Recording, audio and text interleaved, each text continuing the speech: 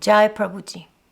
Welcome everyone to another lecture in our Retroprogressive Institute in the subject of Prabhuji video lecture commentaries. And today we are going to go back in time and we're going to talk about a lecture Prabhuji gave many years ago in a yoga retreat we gave in the Galilee. This lecture is from our archive from 1997. And in this lecture, Prabhuji is commenting on a morning prayer in Judaism, or as he prefers to call it, Hebrew consciousness.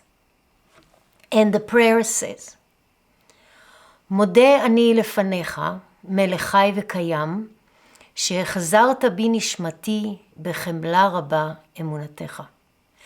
Which translate to, I give thanks before thee, living and everlasting King, for you have restored my soul with mercy. Great is your faithfulness. And we will start with listening to the beginning of the lecture. Just as a note, the lecture is in Hebrew, but it does contain subtitles. יוגה זה לא דת. יוגה זה רוחניות. יוגה זה מיסטיקה. יוגה זה לא ללמוד אודות האלוהי, אודות החיים, אודות הקיום. יוגה זה הקיום. יוגה זה החיים. יוגה זה לא פילוסופיה. יוגה זה לא דוקטרינה. יוגה זה לא מחשבות. פטנג'לי מהרישי אומר שיוגה זה מצב כמו של סטיה, שאתה נמצא מעבר למחשבות. So here we have a few statements by Prabhuji in relation to the yogic path. First, he's differentiating between religion and spirituality, a subject that we discussed in depth in the previous lecture I gave, God is Not a Solution, Part 2. Prabhuji is telling us about what yoga is, first by telling us what yoga isn't, as we just heard. And he is setting the ground to make sure that everyone is on the same page by starting with the basic facts about yoga. And this is an art of the master when speaking in front of live audience in a satsang like that, in a yoga retreat where you have different people who come for myriads of reasons, from all kinds of backgrounds. And it's the art of collecting the attention of whoever present and masterfully bringing everyone to the same focus. It is an art that Prabhuji is fantastic in it. Throughout the years, I remember seeing him time after time in satsangs, in conversation, the way he gathered in all the wandering minds of the listeners so they can get something out of the lecture or talk. Because a wandering mind is a noisy mind, and as such cannot grasp subtleties and cannot allow the listener to understand and or experience anything about and from the divine. And Prabhuji is not doing it by ignoring of whatever occurs in the room. On the contrary, he is super aware.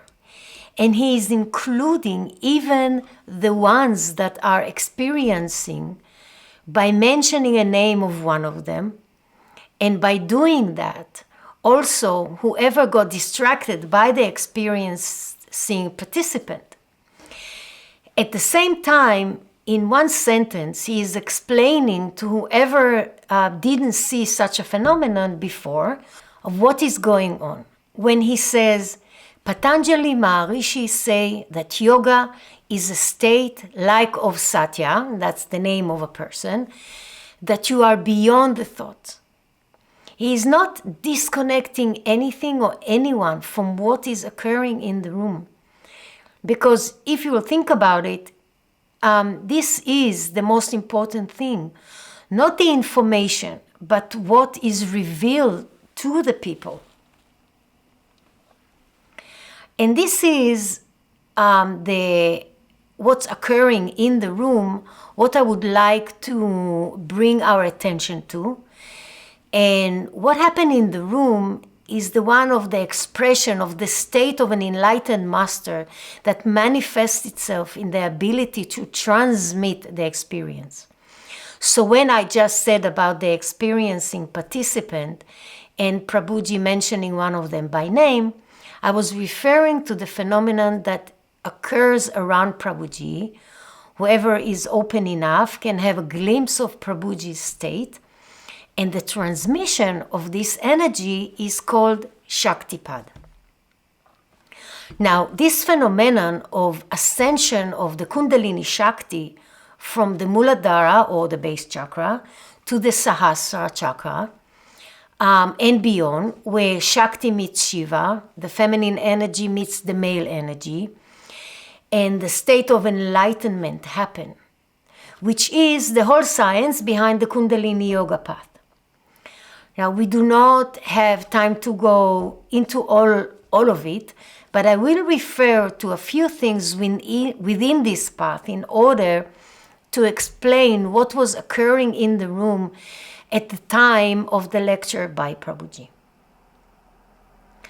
In his book, Kundalini Yoga, Prabhuji gives the very deep and authoritative explanation about the subject of the Divine Mother, or the Devi, and the Shakti, which is, as we mentioned a moment ago, is the feminine energy. We all have Shiva and Shakti energies, the male and the female energy. And the Kundalini Shakti is the feminine energy that is resting as a coiled snake of energy at the bottom of our Sushumna Nadi. We have in our body, according to the Hatha Yoga Pradipika, which is one of the authoritative yogic scriptures, 72,000 nadis that are energy channels throughout our body. And the three major nadis are the ones that run along the spine. We have Ida, Pingala, and the Sushumna. And the Sushumna is the center one, and it's the nadi that the Kundalini Shakti ascends through. And the ascension of the Kundalini Shakti starts when we advance on the spiritual path and resides or wake up to reality. Just as an overview of the subject, I would add that practicing of Hatha Yoga Pranayama is part of the process that helps the energy in the body to expand, opening blockage in the nadis, as well as equal distribution of the energy in our body. Now, if this subject of the Kundalini Yoga interests you, I recommend Prabhuji's book of Kundalini Yoga. It is an extensive read about the subject. And we have also the commentaries on this book by Radha Devi in our institute, and you are most welcome to go and dive deep into this subject with both of them. And why did we mention all this? If you remember, we spoke about Shaktipad, which is the transmission of Shakti from Prabhuji, an enlightened master, to the people who were present in the room at the time of the lecture. Now, in chapter 5 of the Kundalini Yoga book, the chapter about awakening, ascension, and the descension of the Kundalini Shakti, in part 4 that speaks about the awakening of the Kundalini Shakti, it is written, spiritual evolution is not the result of a practice, technique, method, or sādhanā. However, systematic practice recommended by the Guru should not be neglected, because through it we can create an appropriate situation for something divine to happen. There are various ways in which the awakening of Kundalini Shakti can occur. Then Prabhuji in the book continue and explains the different ways of the awakening of the Kundalini Shakti and the way that it can happen. And one of them is spontaneous occurrence due to a person's past lives activities and the manifestation of their result becoming evident spontaneously in this life. Another way is through mantras, through sound vibration. It is an extensive path and practice on the path that is known as Nada Yoga, which we will not get into now, but through a process of purification by mantras, the Kundalini Shakti can be awakened. Now, another way is through what it is referred to as tapasya or austerities that can awake or that awakens the Kundalini Shakti. And the last one that we are going to refer to in this moment, and that's the one that is important to us in relation to what we were talking about, associating with an enlightened master is one of the simplest way to awaken the serpentine power. If the guru is a genuine Jivan Mukta, liberated in life, he or she will have the ability to channel spiritual power and transmit it to sincere aspirants who are fully open. This is called Shaktipada. The master can awaken Kundalini Shakti through a word, a glance, physical contact, or simply by proximity and association. So this phenomenon of the transmission of Shakti that is referred to, as we said, as Shaktipad, was something that manifested itself in the disciples and in people that came to satsangs with Prabhuji. And that is the most important evidence that everything that is written in books, all that we heard about, can manifest itself in the presence of a true master, an enlightened being. Yes, philosophy and knowledge are important and are needed, but the thing, it's experiencing that and Shakti that participants were feeling in his presence. Whomever was open enough was a proof that there is a big difference between to know about something and to know something. And as Prabhuji explains. יוגה זה מפגש עם עצמיותך,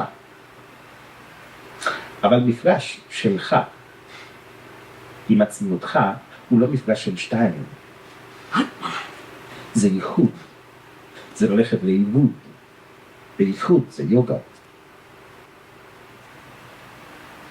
מורים ידברו אודות יוגה, אודות האלוהי, בלי לדעת מה זה יוגה. And what Prabhuji is emphasizing here is the difference between, as we heard, to know something and to know about something. And a simple and silly example can explain the difference. Let's say you never tasted a banana before, never seen one, you don't know anything about it, and I'm trying to explain to you verbally how it looks and how it tastes.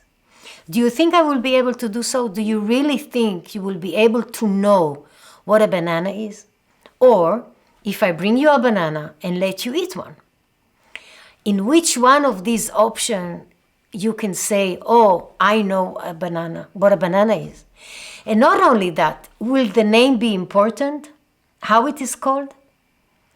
I would say that the most important thing for you at that moment will be the banana itself and whatever you experiencing with it. What is your experience with it? Will it matter to you how it's called in Zimbabwe or in Sweden or in any other place in the world? So, as Prabhuji said, it is not to know about the divine, but to know the divine.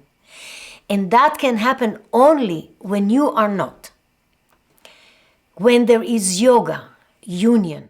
And as Prabhuji reminds us here that even though the word union indicates a duality, a union between two, he is reminding us that it is not a meeting of two. It's to become aware that there were never two. It's the removal of a veil that covers something that is and will always be there, and that is our true nature. And then Prabhuji goes deeper into the presentation of the prayer Modeh Ani, or I give thanks. And he is mentioning the first sentence of the prayer that says Modeh Ani lefanecha, or I give thanks before thee. And he starts explaining the subtle difference in the words that are used in this prayer. And here Prabhuji brings an important differentiation between Modeh Ani and Modeh Ani lefanecha, between I give thanks and I give thanks before thee. And let's listen. מודה אני זה דת. יש אני. אבל אומר מודה אני לפניך. לא מודה אני לך. מודה אני לפניך מפני שאתה לפני הקיום האלוהי. יש מרחק בינך לבינו. מה שאתה חושב שאתה לא יכול להודות למה שאתה באמת. כי האני הזה, מה שאתה חושב שאתה הוא איננו קיים. לכן מודה אני לפניך. So as we said, Prabhuji is differentiating between the subtleties in this sentence. As we heard, he brings in this sentence the difference between religion and religiosity. Modeh Ani, which is I give thanks, and Modeh Ani lefanecha, I give thanks before thee. And as we heard, Prabhuji is explaining to us why one way is religiosity and the other way is not. Now, the issue of religiosity versus real religion or spirituality is a subject that can be seen in Prabhuji's writing and lectures, and it's a subject we went into deep, as I said, in the first lecture, or in the lecture that I gave about God is not a solution. And it's a very basic and important subject to whoever walks the path, to learn to differentiate between real religion or spirituality, or what we call religiosity or organized religion, and how they manifest. And it's an important distinction to ourselves to know, for us, the one who walks the path. And as we can see, Prabhuji is mentioning this subject from the beginning of the organization. So the question that comes up is maybe why? Why is it a subject that is brought throughout the years, again and again? What do we have to learn from this? If we analyze the religion path, or as we refer to it is often as a spiritual path, in all lectures of talks of authentic enlightened masters, in scriptures and books about the subject and so on, we learn that we, as who I think myself to be, this egoic phenomenon, will never be enlightened. I need to die so my true nature can appear. Or maybe more precise, I need to see, to realize that who I think that I am never really existed. It's a mirage, an illusion. And this brings up a couple of questions again. One is to understand who will die, and with it comes together the issue of the fear of death. In Prabhuji's book about Advaita Vedanta, we learn about the purpose of human beings, or the Purusharthas. Purusha is God and also human being, and Artha means goal or is objective. And these are the goals of human life. And they are divided in Advaita Vedanta into 4. And we will mention them quickly. We have Dharma, which is ethic, religiousness. Artha, which is security or wealth. Kama, which is pleasure, enjoyment, happiness, desire. And the last one is the one that we will concentrate on, which is moksha or liberation. Now, moksha or liberation is the highest goal of human life. But even this understanding, when a seeker is looking for liberation and understanding that all the other goals of life will not bring us to what we were looking for and are temporal, even that occurs while we are still an egoic phenomenon.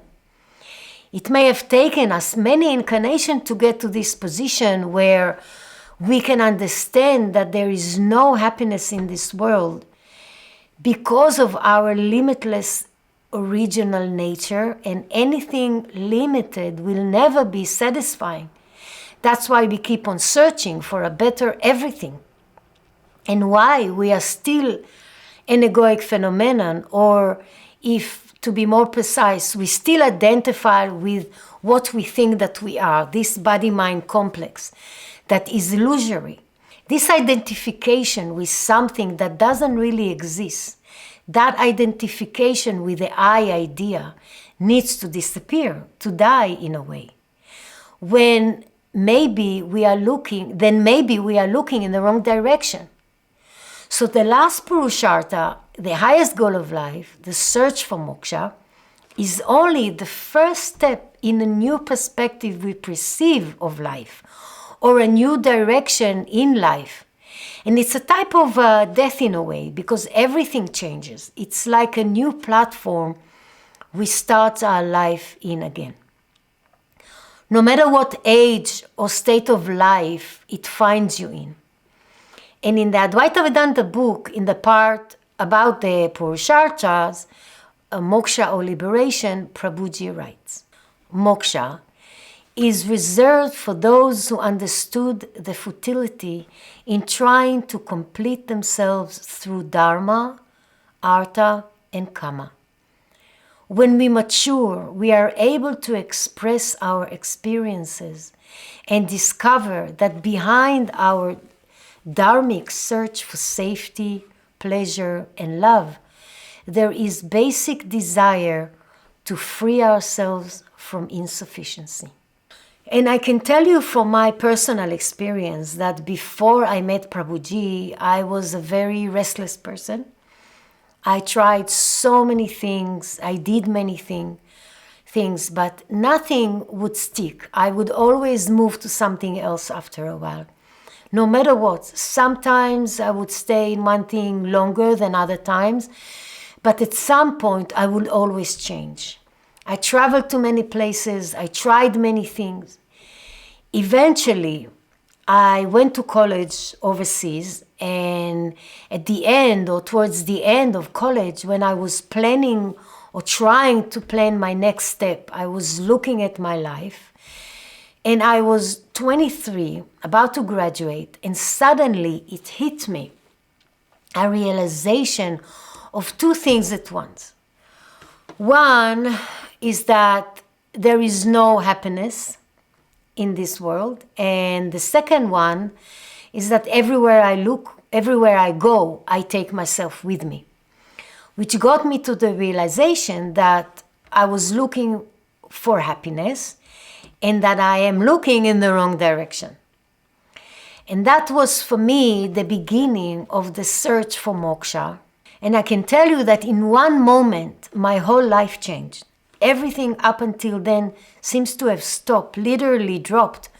All my plans, everything. And in no time, I found myself back at home without knowing what to do next, because if there is no happiness in this world, what is the use of doing anything?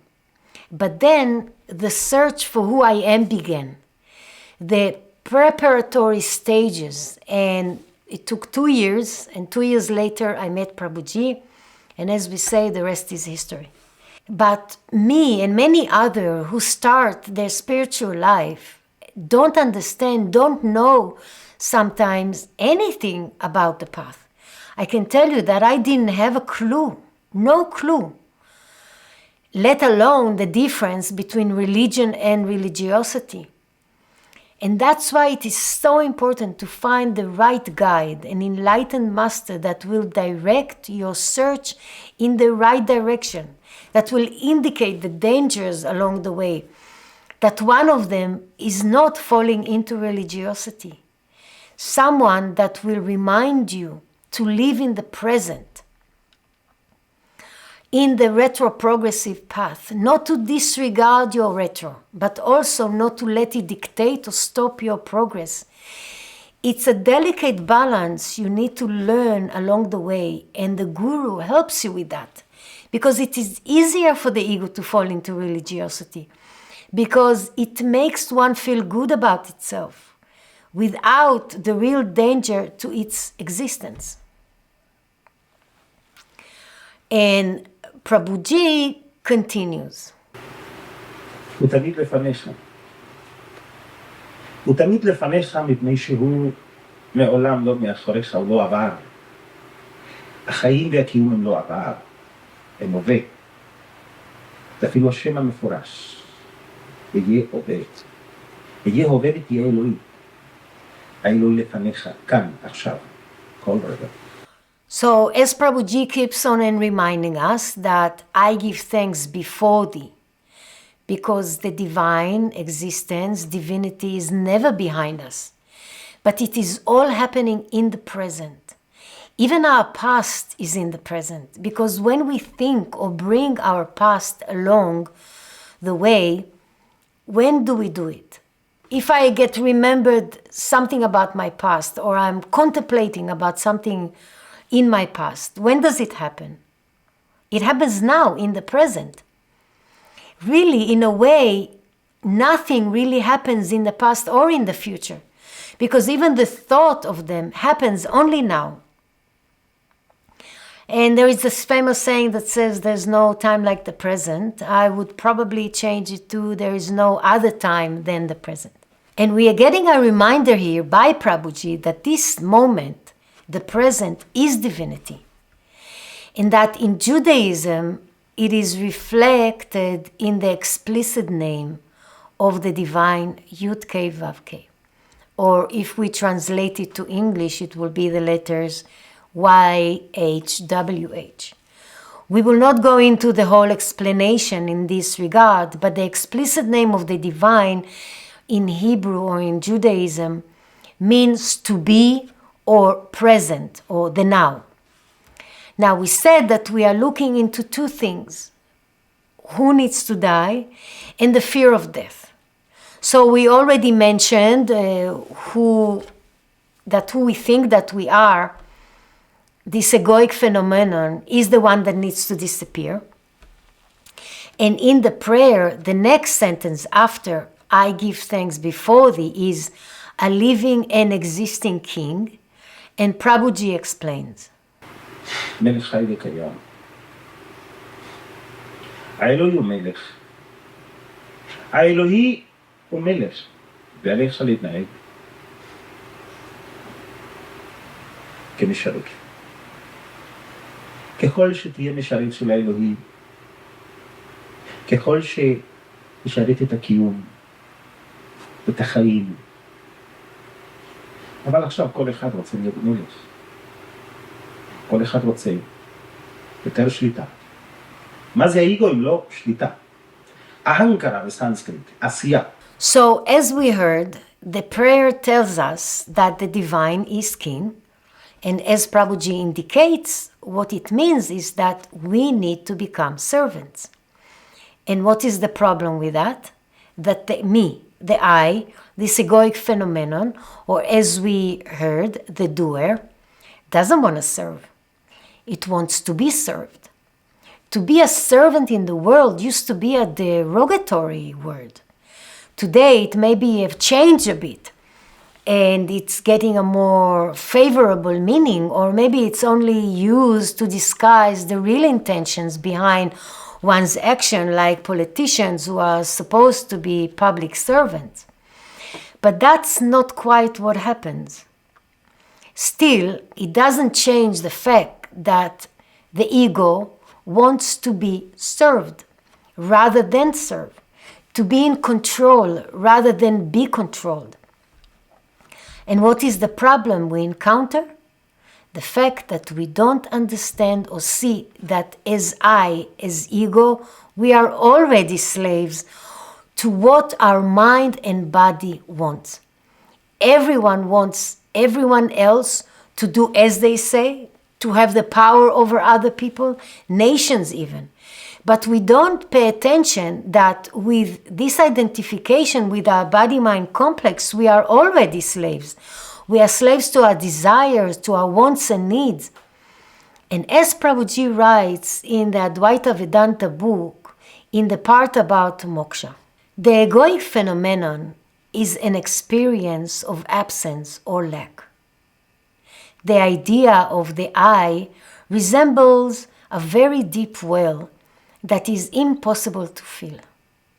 Throughout our lives, we strive to throw heavy stones into the well, in the form of money, jewels, objects, people, and so on. But it remains empty. On the contrary, the more objects we throw into the great egoic hole, the more it seems to grow and enlarge. The deep sense of limitation we all suffer from leads us to focus on our quest on objects. We aspire to get rid of that feeling of limitation, to experience fullness and wholeness. So what happened? We run around trying to satisfy our wants and needs.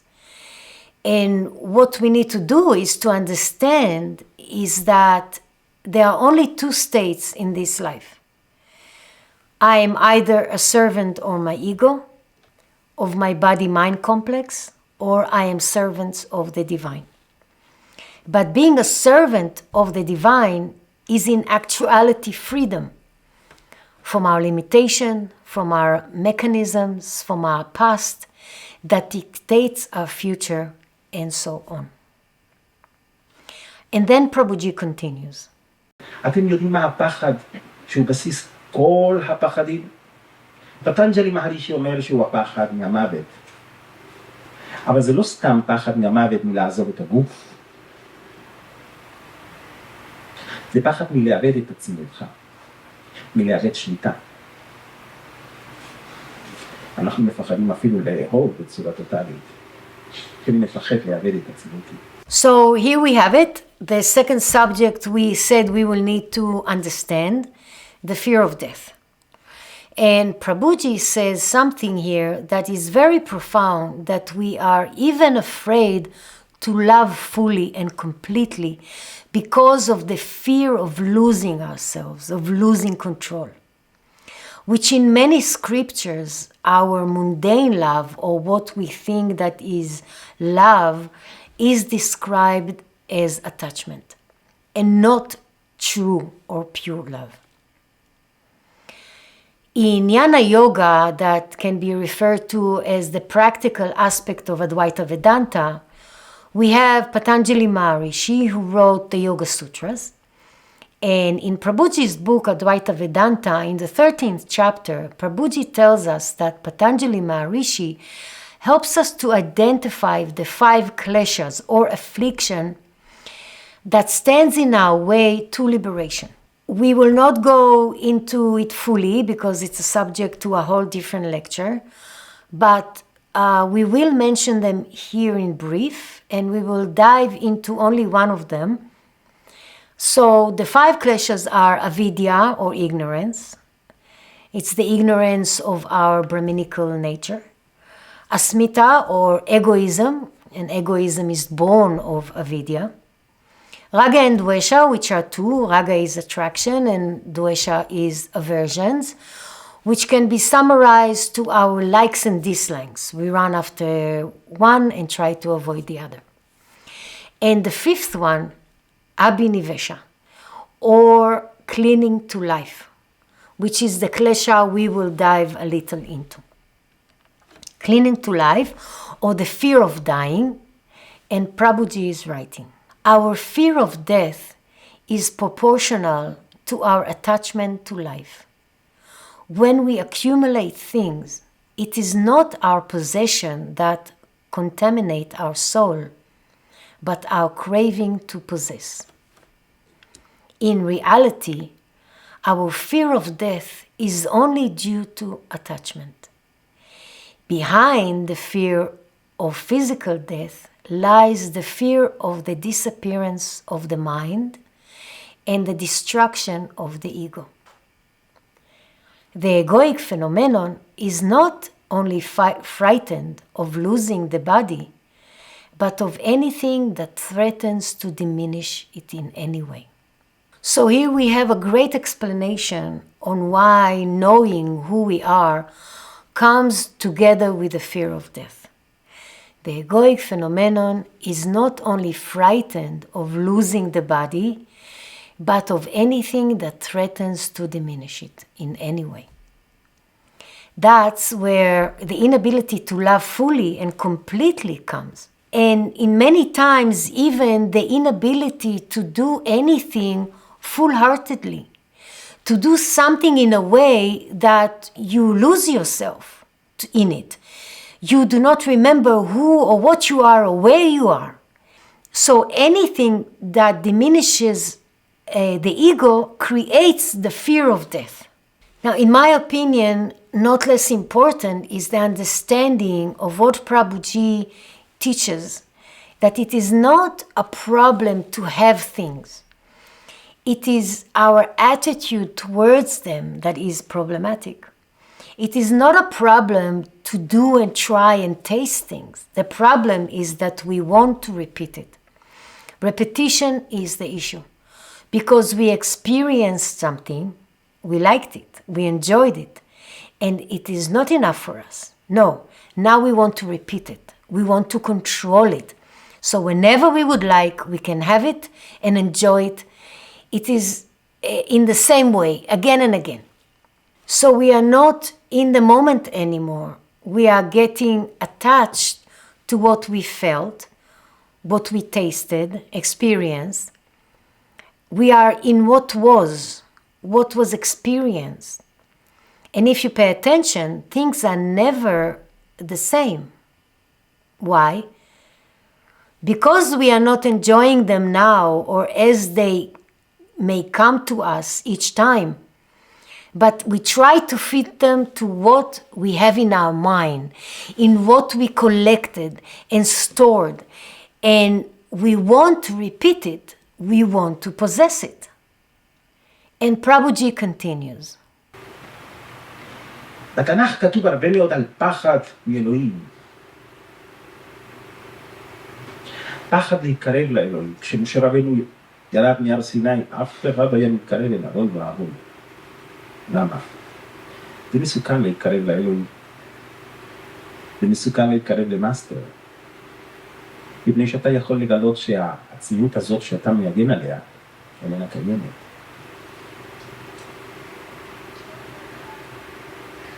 ומעניין שאלה שיותר ויותר מעגנים על העיבוד שליטה, מעגנים על האני הזה, זה אלה שהכי פחות יודעים את עצמם. אלה שבאמת יודעים. שאהם ברמסי, אני ברמן, אני האלוהים. אין להם שום פחד. הם יודעים שאין להם מה להפסיד. אין להם מה להבין. Here Prabhuji is wrapping it up for us, the issue of the fear of death and losing ourselves. And he emphasizes the point that it is dangerous to come close to the divine, to an enlightened master, because you will lose who you think that you are. This persona you are defending will be exposed as non-existing. And because of what we mentioned before, that we collect experiences and store them so we can repeat them, which means we do not live each moment. We live partial life. We live in the mind and not here and now. And the feeling is always that we are missing something because of this partiality. In the Advaita Vedanta book, in the Abhinivesha section, Prabhuji writes, "Death only frightens those who live their lives halfway, who feel they are missing out on life. those who are not really present in each moment, who do not live in the here and now. Death threatens only those who has left many things pending, who have postponed too much because they lack the courage to live with intensity. So I think we spoke on quite a few things in this lecture. We explored a little the subject of Shaktipad. We went a little into Advaita Vedanta and explaining the subject that are related to moksha and the path of liberation, while listening to a lecture from the early years of the organization. And I would like to thank you for joining us today, and Jai Prabhuji.